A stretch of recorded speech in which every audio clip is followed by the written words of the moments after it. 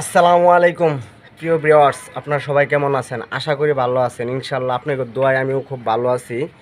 এই দেখেন, উনি আমাদের শাহজাহান ভাই মিস্ত্রি সাহেব।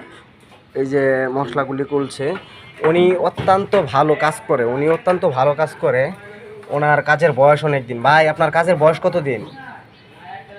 কাজের বয়স লেবার থেকে শুরু করে এই পর্যন্ত আসছেন প্রায় 23 বছর।